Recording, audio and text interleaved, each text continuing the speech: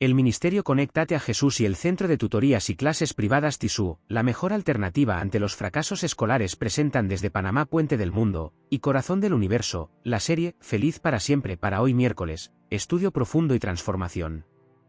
Primera parte. Tema 1. La Biblia al día, sumérjase diariamente en las Sagradas Escrituras. Esta miniserie ofrece un encuentro fresco y aplicado con la palabra de Dios, nutriendo su alma y fortaleciendo su fe día tras día. Libro texto, la Biblia. Segunda parte. Tema 5. Escuela sabática regular, únase al estudio trimestral de la Escuela Sabática para Adultos. Profundice en temas bíblicos relevantes y crezca en su comprensión de la palabra de Dios junto a la comunidad de creyentes. Manual trimestral de la Escuela Sabática para Adultos. Tercera parte. Tema 10. La nueva criatura en Cristo, descubra la transformación radical que ocurre al aceptar a Cristo. Explore los principios de una vida renovada y cómo vivir en la plenitud del Espíritu Santo. Testimonios tomados de la guía de Escuela Sabática para nuevos creyentes. Ahora, profe, vamos con el desarrollo del primer tema para hoy. La Biblia al día. Vamos a iniciar este estudio con Hebreos 13 redactado en forma continua, sin numeración de versículos y manteniendo el texto de la Reina Valera, 1960, lo más fiel posible. Permanezca el amor fraternal. No os olvidéis de la hospitalidad, porque por ella algunos, sin saberlo, hospedaron ángeles. Acordaos de los presos, como si estuvierais presos juntamente con ellos, y de los maltratados, como que también vosotros mismos estáis en el cuerpo. Honroso sea en todos el matrimonio, y el lecho sin mancilla, pero a los fornicarios y a los adúlteros los juzgará Dios. Sean vuestras costumbres sin avaricia, contentos con lo que tenéis ahora, porque Él dijo, no te desampararé, ni te dejaré, de manera que podemos decir confiadamente, el Señor es mi ayudador, no temeré lo que me pueda hacer el hombre. Acordaos de vuestros pastores, que os hablaron la palabra de Dios, considerad cuál haya sido el resultado de su conducta, e imitad su fe.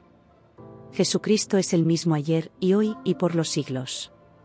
No os dejéis llevar de doctrinas diversas y extrañas, porque buena cosa es afirmar el corazón con la gracia, no con viandas, que nunca aprovecharon a los que se ocuparon de ellas. Tenemos un altar, del cual no tienen derecho de comer los que sirven al tabernáculo. Porque los cuerpos de aquellos animales cuya sangre a causa del pecado es introducida en el santuario por el sumo sacerdote, son quemados fuera del campamento. Por lo cual también Jesús, para santificar al pueblo mediante su propia sangre, padeció fuera de la puerta.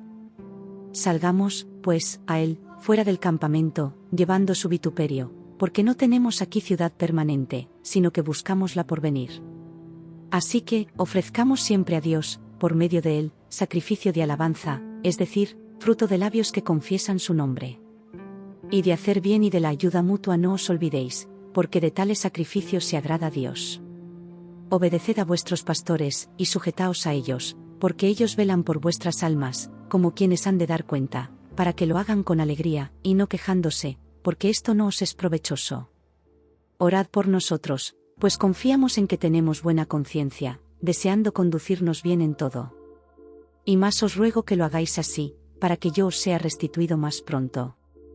Y el Dios de paz que resucitó de los muertos a nuestro Señor Jesucristo, el gran pastor de las ovejas, por la sangre del pacto eterno, os haga aptos en toda obra buena para que hagáis su voluntad, haciendo Él en vosotros lo que es agradable delante de Él por Jesucristo, al cual sea la gloria por los siglos de los siglos. Amén. Os ruego, hermanos, que soportéis la palabra de exhortación, pues os he escrito brevemente. Sabed que está en libertad nuestro hermano Timoteo, con el cual, si viniere pronto, iré a veros. Saludad a todos vuestros pastores y a todos los santos. Los de Italia os saludan. La gracia sea con todos vosotros. Amén. Análisis de este capítulo. Hebreos 13. Resumen teológico de Hebreos 13. 1. La ética cristiana, amor y hospitalidad. El capítulo comienza exhortando a los creyentes a mantener el amor fraternal y a practicar la hospitalidad.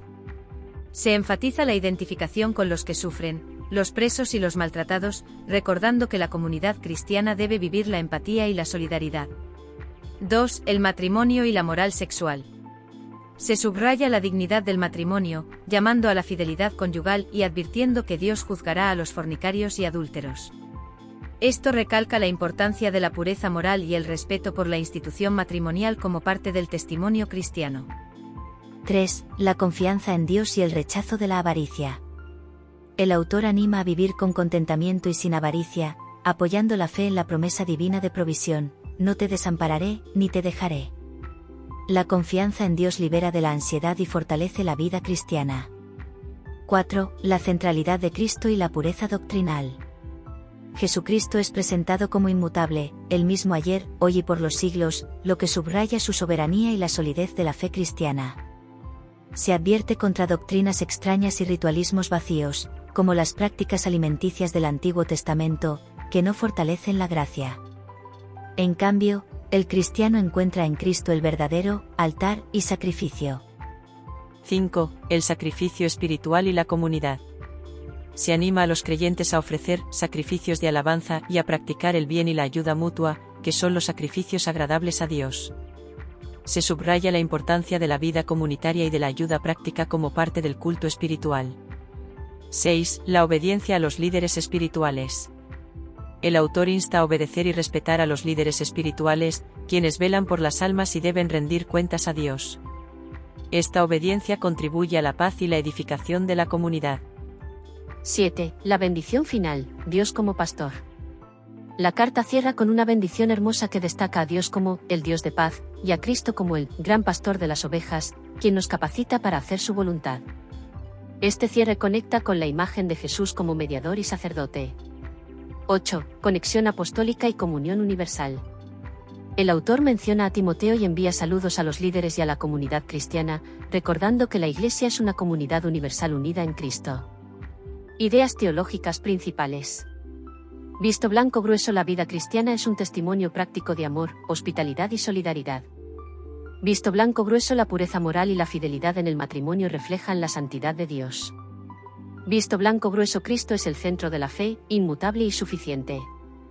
Visto blanco grueso, la comunidad cristiana debe vivir en unidad, obediencia a sus líderes y sacrificios espirituales, alabanza, ayuda mutua.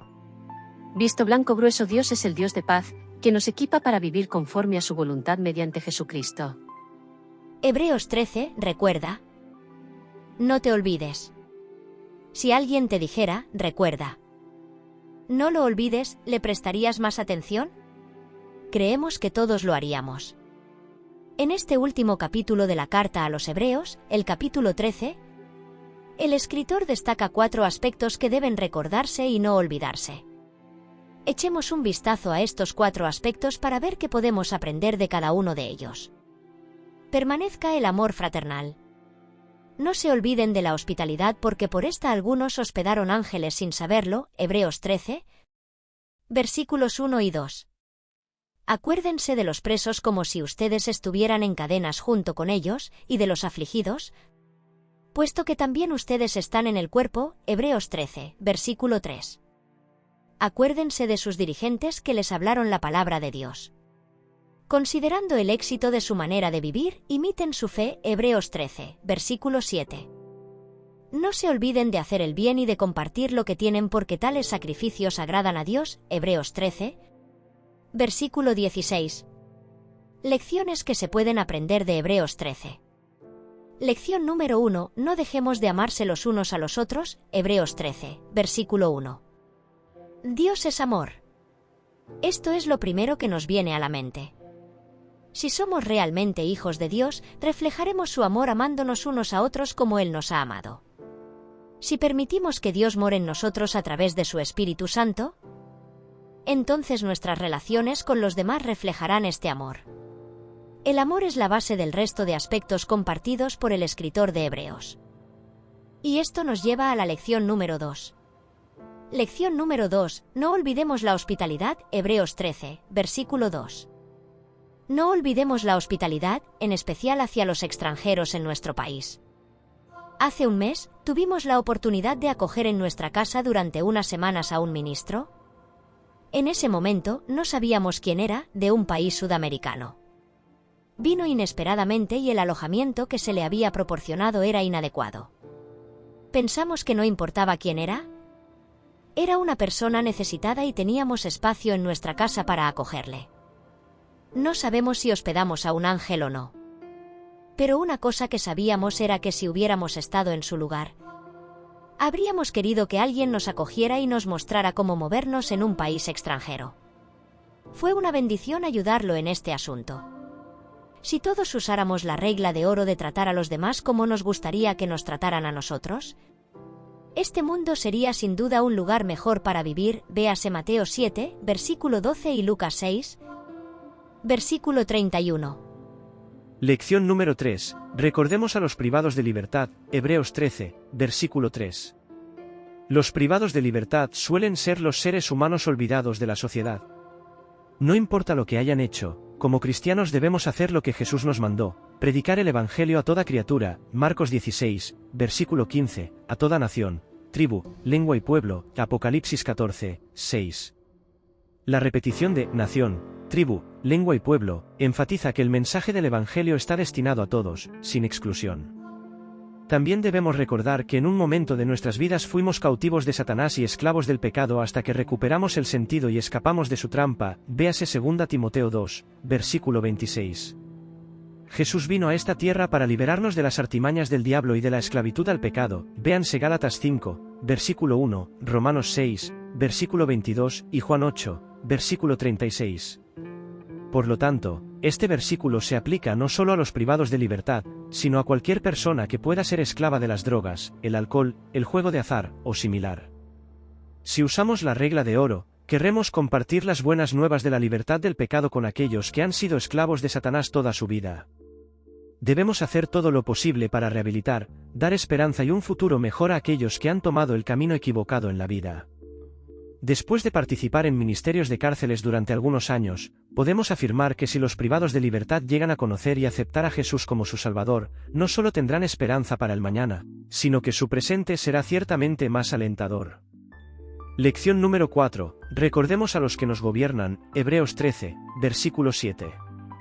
Con la crisis e inseguridad social a las que se enfrentan nuestros líderes y naciones, sin duda debemos recordar orar por aquellos que nos gobiernan, ya sea en el ámbito político o eclesiástico. Véase 1 Timoteo 2, versículos 1 y 2, y Hebreos 13, versículos 17 a 19.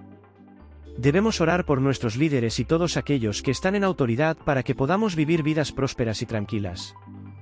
Lección número 5. No olvidemos hacer el bien y compartir. Hebreos 13, versículo 16.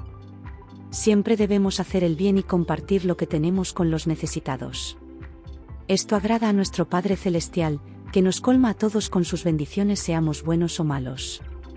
Mateo 5, versículo 45, nos recuerda que Él hace salir su sol sobre malos y buenos, y hace llover sobre justos e injustos.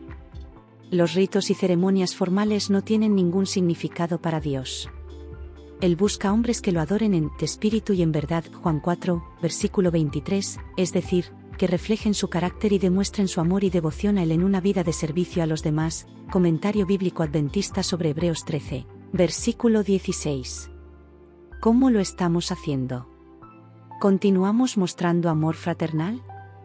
¿Aplicamos la regla de oro de hacer a los demás lo que queremos que nos hagan a nosotros? En Mateo 24, versículo 12, Jesús predijo que en estos últimos días, el amor de muchos se enfriará. En este versículo, Jesús predice que a medida que aumente la maldad, las personas serán menos amorosas. La imagen del amor enfriándose sugiere que se volverá sin vida e inmóvil, similar a un cadáver. Algunas posibles causas del enfriamiento del amor incluyen: el amor al dinero y los valores mundanos, el ajetreo y las distracciones mundanas, orgullo y autosuficiencia, hostilidad hacia la autoridad, miedo, decepción y desilusión. Sea cual sea la razón, Jesús nos dice que debemos hacer un examen de conciencia para ver cómo estamos. Mateo 24, versículo 13, nos dice que el que persevere hasta el fin, éste será salvo. Si mantenemos una relación personal con el Dios del amor, el amor seguirá en nuestros corazones y se desbordará hacia los demás. Un método para que nuestro amor vuelva a ser cálido es dejar de centrarnos en nosotros mismos y fijarnos en las necesidades de los demás. Hay tanta necesidad a nuestro alrededor que podemos sentirnos abrumados. Dejemos que el Espíritu Santo nos guíe para ayudar al menos a una persona necesitada al día. Puede ser un vecino, un amigo o un completo desconocido. Jesús nos dice que, en la medida en que lo hagamos a uno de estos, se lo estaremos haciendo a él. Mateo 25, versículo 40. ¿Nos amaremos los unos a los otros como Él nos ha amado? Gracias, profesoras. Excelente análisis del tema 1, la Biblia al día. Vamos ahora con el análisis de la segunda parte del estudio de hoy. El tema 5. La escuela sabática para adultos de esta semana. Adelante, profesora Abril. Lección 11, para el 14 de junio de 2025. Ruth y Esther. Sábado 7 de junio. Lee para el estudio de esta semana, Ruth 1, 1, 5, Ruth 2, 5-20, Job 1, 6-11, Mateo 4, 8, 9, Esther 3, 1-14, Apocalipsis 12, 14-17. Para memorizar. Cuando él vio a la reina Esther en el patio, ella obtuvo gracia en sus ojos, y el rey le extendió el cetro de oro que tenía en la mano. Entonces Esther se acercó y tocó la punta del cetro. Esther 5, 2. Esta semana continuaremos explorando historias que prefiguran acontecimientos de los últimos días.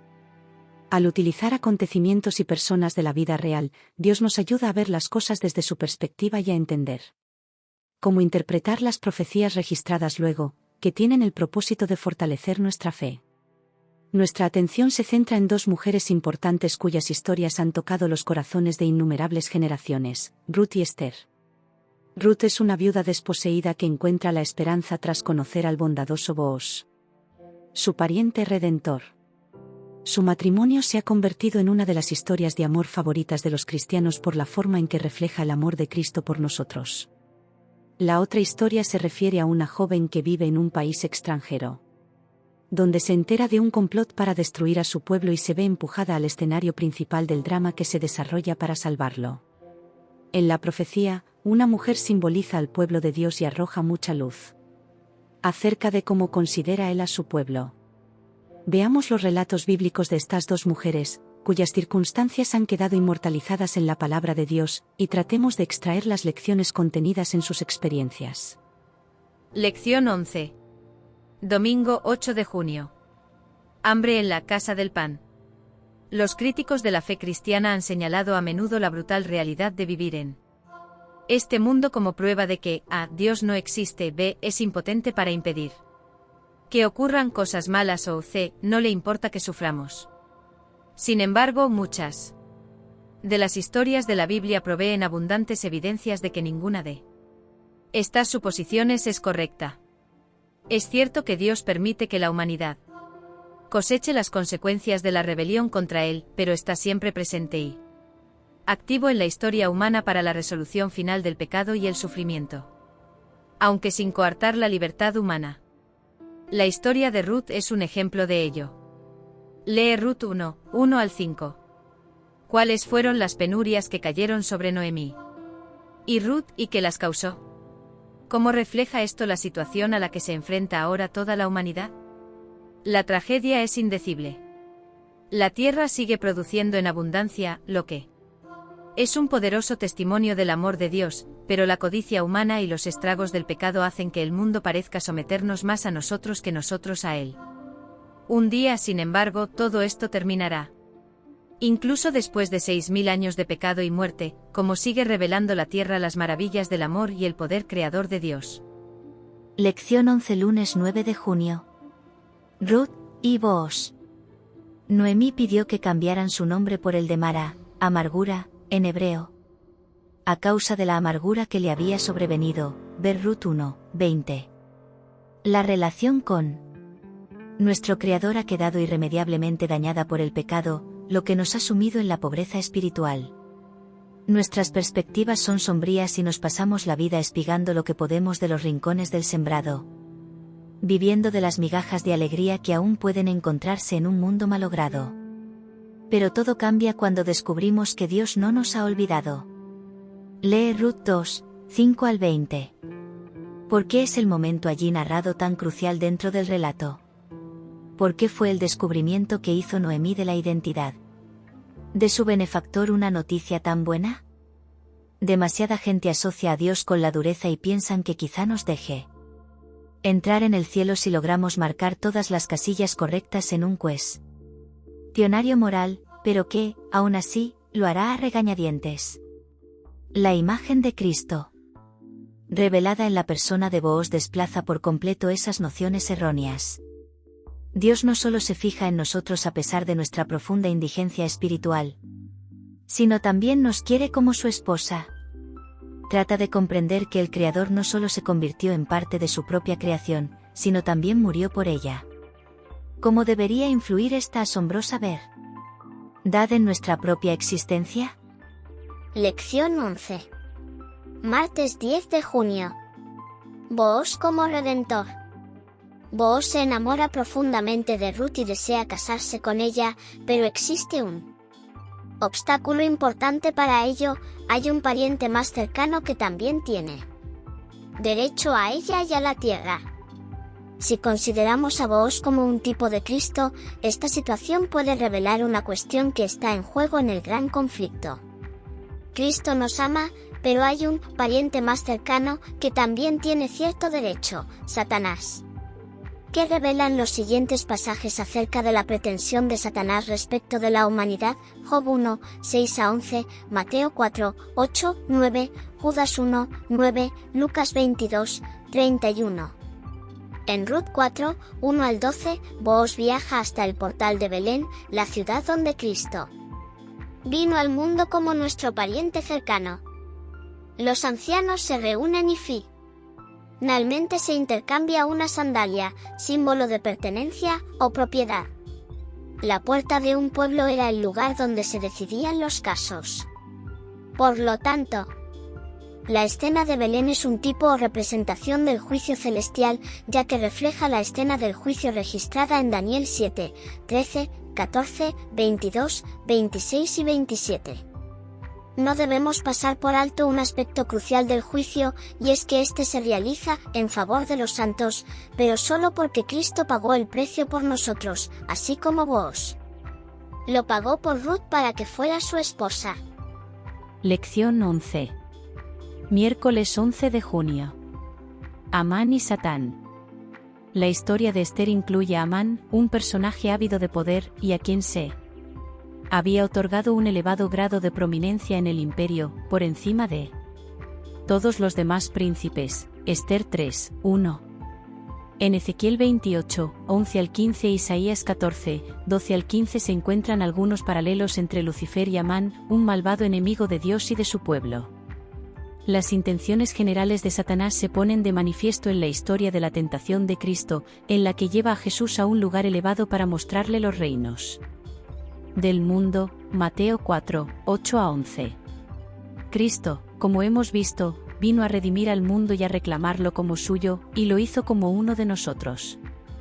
Jesús es el pariente redentor y, por supuesto, el precio que pagó para redimir al mundo fue muy alto. Vemos en Apocalipsis que el ansia de poder y adoración por parte de Satanás conduce a este mundo a su crisis final. Sus engaños logran que la humanidad, excepto unos pocos, se maraville y adore a la bestia. Apocalipsis 13, 3, 4. Entonces recurre a la fuerza contra los pocos renuentes a ello. Amán se da cuenta de que Mardoqueo, uno de los elegidos de Dios, no reconocía lo que aquel consideraba su derecho, ya que no se arrodillaba ni se humillaba ante él. Por lo tanto, se llenó de ira. Esther 3, 5, 6, y se empeñó en borrar a todo el pueblo de Mardoqueo de la faz de la tierra. Lee Esther 3, 1-14, Apocalipsis 12, 14-17 y Apocalipsis 13, 15. ¿Qué paralelismos encuentras entre estos pasajes? ¿En qué se parecen la descripción que hace Juan de la Iglesia remanente de Dios y la que hace Amán del pueblo de Dios? Lección 11. Jueves 12 de junio. Para esta hora. Existe una desafortunada tendencia entre algunos cristianos a detenerse en los momentos oscuros descritos en la profecía bíblica.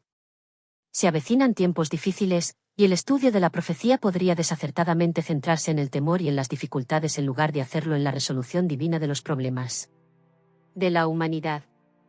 Aunque Dios no oculta el futuro y es honesto acerca de los eventos que ocurrirán entre el presente y el fin del gran conflicto, es importante siempre leer la historia hasta su conclusión. En el patrón general que sigue la profecía bíblica, Dios muestra las consecuencias desastrosas de la rebelión humana, pero luego nos da esperanza. Algunos han contemplado las predicciones de una crisis final, el tiempo de angustia de Jacob, con temor y temblor. Sin duda, los últimos momentos no serán fáciles para el pueblo de Dios. Pero, así como la predicción de tiempos difíciles es fiable, también lo es la promesa de liberación. En Apocalipsis 12, el diablo persigue con furia a la esposa de Cristo, pero Dios interviene para salvarla. La historia de Esther también incluye a una hermosa reina que desempeña un papel central en el drama, y a la que Dios utiliza poderosamente para salvar a su pueblo. Lee Esther 4, 13 y 14, 5, 1 al 3, y 9, 20 al 28. ¿Qué lecciones podemos extraer de estos pasajes en relación con nuestra difícil situación en el mundo actual? Lección 11. Viernes, 13 de junio. Preguntas para dialogar. 1. ¿Por qué permite Dios que su pueblo afronte tiempos difíciles? 2. ¿Cómo puede prepararse el creyente para cualquier dificultad que pueda surgir en relación con su lealtad a Cristo? ¿Dónde encuentras esperanza? ¿En medio de las circunstancias difíciles? 3. ¿Por qué tenemos la tendencia a detenernos en los eventos sombríos anunciados en la profecía y permitir que eclipsen el panorama más amplio y luminoso de sus buenas noticias? 4. Una amiga acude a ti después de leer el Apocalipsis y te confiesa que le parece aterrador. ¿Qué enfoque utilizarías para ayudarla a comprender lo mejor y a tener paz? 5. Alguien dice, no creo que Dios me ame, pues he hecho cosas muy malas. ¿Qué le responderías? ¿Cómo influyen las historias de Ruth y Esther en tu perspectiva? Gracias, profesoras, por este excelente análisis de la escuela sabática de esta semana.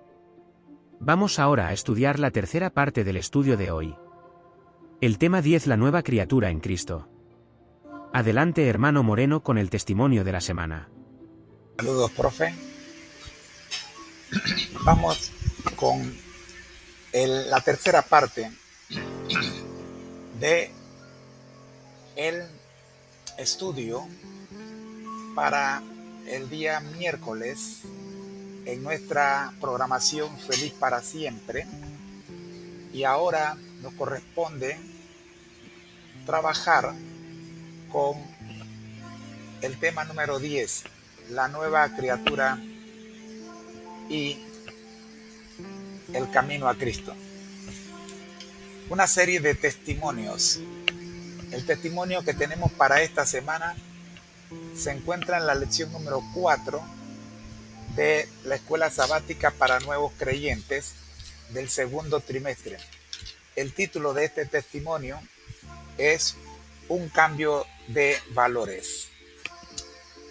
El mismo dice así: cuando Gregorio cumplió los 18 años, comenzó a vender pólizas de seguros de vida y a trabajar como corredor de hipotecas.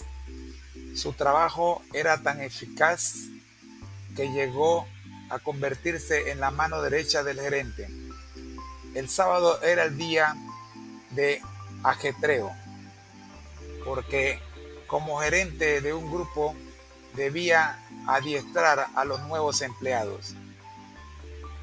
A fines del 2009, una de las compañeras comenzó a hablarle de cosas que él ni había oído mencionar, tales como: no deberías estar trabajando los sábados, ese es el día de reposo.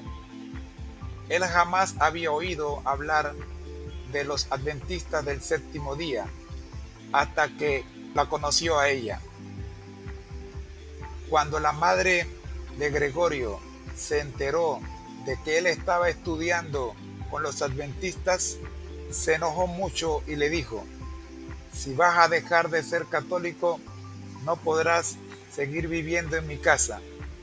Sin embargo, Gregorio estudió la palabra de Dios y comprendió que el sábado era el día de reposo y renunció a su trabajo. Dios premió la fidelidad de su hijo, pues Gregorio consiguió trabajo como representante de cuentas personales en un importante banco. Todas las mañanas oro a Dios pidiéndole que me use, dice Gregorio. Mi motivación primordial ya no es ganar dinero. Tan pronto como comencé a leer la Biblia, cambié el objetivo de mi vida, que era tener $1 millón cuando llegara a la edad de 30 años. Ahora lo que deseo es cambiar 1 millón de vidas, tanto de forma espiritual como financiera. Tengo toda una vida para irlo consiguiendo. Hasta aquí el testimonio de esta semana para el segmento La nueva criatura y Cristo. Saludos, profe. Qué testimonio tan impactante y revelador. La historia de Gregorio ilustra de manera poderosa la transformación que ocurre cuando uno elige el reino de Dios por encima del reino de este mundo, tal como lo exploramos ayer. Aplicaremos nuevamente nuestro método NCAG para desentrañar las lecciones clave de este cambio de valores. Mapa de intriga, preguntas generadoras. Para iniciar nuestro análisis, formulemos algunas preguntas que despierten nuestra curiosidad sobre el testimonio de Gregorio. ¿Qué motivó a Gregorio, un joven exitoso en el mundo de las finanzas, a considerar un mensaje que desafiaba sus prioridades laborales y religiosas? ¿Cuál fue el punto de inflexión que lo llevó a priorizar sus convicciones espirituales sobre la seguridad económica y la aceptación familiar? ¿De qué manera la comprensión del sábado como el día de reposo transformó su sistema de valores y su visión del éxito? ¿Cómo se manifestó la fidelidad de Dios en la vida de Gregorio después de su decisión de renunciar a su trabajo? ¿Qué nos enseña esto sobre las promesas del reino de Dios?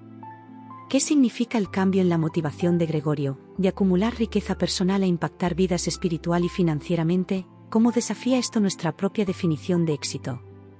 Estas preguntas nos guiarán mientras profundizamos en el testimonio de Gregorio. Ahora, profe, avancemos al camino de conexiones, relaciones clave, para identificar las relaciones importantes en esta historia. Excelente, profe. Sigamos adelante con el camino de conexiones, relaciones clave, en el testimonio de Gregorio. Podemos identificar las siguientes conexiones significativas. El éxito mundano inicial y el vacío espiritual. La historia conecta el éxito profesional temprano de Gregorio con una posible falta de plenitud espiritual, lo que lo hizo receptivo al mensaje de su compañera de trabajo. Esto sugiere una relación entre la búsqueda de logros seculares y la necesidad inherente del ser humano por algo más trascendente. El encuentro con la verdad bíblica y el conflicto de lealtades. Se conecta el mensaje sobre el sábado con la confrontación de Gregorio con las enseñanzas de su iglesia de origen y la oposición de su madre. Esto ilustra la tensión que a menudo surge cuando la verdad bíblica desafía las tradiciones y las expectativas familiares. La priorización de la obediencia a Dios sobre la seguridad terrenal. La decisión de Gregorio de renunciar a su trabajo bien remunerado en obediencia al mandamiento del sábado establece una conexión directa entre su fe y sus acciones, demostrando una primacía de los valores espirituales sobre los materiales. La fidelidad de Gregorio y la provisión divina. La historia conecta la renuncia de Gregorio a su trabajo con la bendición de encontrar un nuevo empleo en un banco importante. Esto sugiere una relación de causa y efecto donde la fidelidad a Dios es recompensada con su provisión. El cambio de motivación personal a un propósito trascendente. Se conecta el antiguo objetivo de acumular riqueza personal con el nuevo deseo de impactar vidas espiritual y financieramente. Esto revela una transformación profunda en el sistema de valores de Gregorio, donde el servicio a los demás se vuelve más importante que la ganancia individual. La lectura de la Biblia como catalizador del cambio. El testimonio establece una conexión causal entre el inicio de la lectura de la Biblia por parte de Gregorio y la reorientación de sus objetivos de vida. Esto subraya el poder transformador de la palabra de Dios. Estas conexiones nos ayudan a ver la trayectoria del cambio en la vida de Gregorio, desde el éxito según los estándares del mundo hasta una vida impulsada por valores espirituales y un deseo de servir a los demás. Ahora, profe, ¿le parece que identifiquemos el ancla de fundamentos, base sólida, que subyace a esta transformación? Magnífico, profe. Vamos a establecer el ancla de fundamentos, base sólida, que sostiene la transformación experimentada por Gregorio. La autoridad de la palabra de Dios. El testimonio implícitamente establece la Biblia como la autoridad final en asuntos de fe y práctica. La comprensión que Gregorio adquiere sobre el sábado a través del estudio de la palabra es el fundamento de su decisión. La primacía de la obediencia a Dios. La historia fundamenta el principio de que la obediencia a los mandamientos de Dios debe tener prioridad sobre las consideraciones terrenales, como la seguridad económica o la aceptación social y familiar. La fidelidad de Dios hacia quienes le son fieles. El testimonio ilustra el principio de que Dios honra y provee para aquellos que eligen serle fieles, incluso cuando esa fidelidad implica sacrificio personal. La transformación del corazón a través del encuentro con Dios. Se fundamenta la idea de que un encuentro genuino con Dios y su palabra puede producir un cambio radical en las motivaciones y los valores de una persona, reorientando su vida hacia propósitos más elevados. El valor de un propósito trascendente sobre la riqueza material. El testimonio contrasta el objetivo de acumular riquezas con el deseo de tener un impacto positivo en la vida de otros, estableciendo el principio de que el servicio y el crecimiento espiritual tienen un valor eterno superior al de las posesiones materiales. La influencia transformadora de la comunidad de fe. Aunque brevemente mencionada, la compañera de trabajo adventista juega un papel fundamental al compartir el mensaje. Esto subraya el principio de la importancia de la comunidad de creyentes en el proceso de crecimiento espiritual y descubrimiento de la verdad. Estos fundamentos nos ayudan a comprender por qué Gregorio tomó las decisiones que tomó y las bendiciones que recibió como resultado de alinear su vida con los principios del reino de Dios. Finalmente, profe, estamos listos para extraer las joyas de insight, revelaciones significativas, de este inspirador testimonio. ¿Continuamos para concluir? Amén, profe. Extraigamos ahora las joyas de insight, revelaciones significativas, del testimonio de un cambio de valores, de Gregorio. La verdad bíblica como catalizador de transformación. Una joya clave es el poder de la palabra de Dios para confrontar nuestras prioridades y transformar nuestros valores. El estudio de la Biblia fue el punto de inflexión para Gregorio, llevándolo a reconsiderar su vida y sus lealtades. Esto nos recuerda la importancia de sumergirnos en las Escrituras para permitir que moldeen nuestro corazón y nuestra cosmovisión. La autenticidad de la fe se prueba en la obediencia. El testimonio revela que la verdadera fe se manifiesta en la disposición a obedecer a Dios, incluso cuando esto implica sacrificio personal y va en contra de las expectativas del mundo o de nuestros seres queridos. La renuncia de Gregorio a su trabajo fue una poderosa demostración de la autenticidad de su nueva fe. La fidelidad a Dios abre puertas inesperadas. Una revelación alentadora es la manera en que Dios honra la fidelidad. La provisión de un nuevo empleo para Gregorio en un banco importante nos enseña que confiar en Dios y priorizar su voluntad no nos dejará desamparados. Sus caminos pueden ser diferentes a los nuestros, pero su cuidado es seguro. El verdadero éxito se mide por el impacto eterno. El cambio en la motivación de Gregorio, de la búsqueda de riqueza personal al deseo de transformar vidas espiritual y financieramente, nos presenta una definición más profunda y significativa del éxito.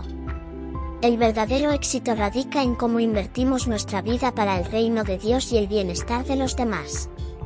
La comunidad de fe como apoyo en el camino. Aunque breve, el papel de la compañera de trabajo de Gregorio subraya la importancia de la influencia de otros creyentes en nuestro crecimiento espiritual. Compartir la fe y vivirla en comunidad puede ser fundamental para el descubrimiento de la verdad y el fortalecimiento de nuestras convicciones. Un llamado a reevaluar nuestros propios valores. El testimonio de Gregorio nos desafía a examinar nuestros propios sistemas de valores. ¿Qué priorizamos en nuestra vida? ¿Estamos dispuestos a sacrificar las seguridades del mundo en obediencia a Dios? Su historia nos inspira a buscar un cambio de valores que esté alineado con el reino eterno.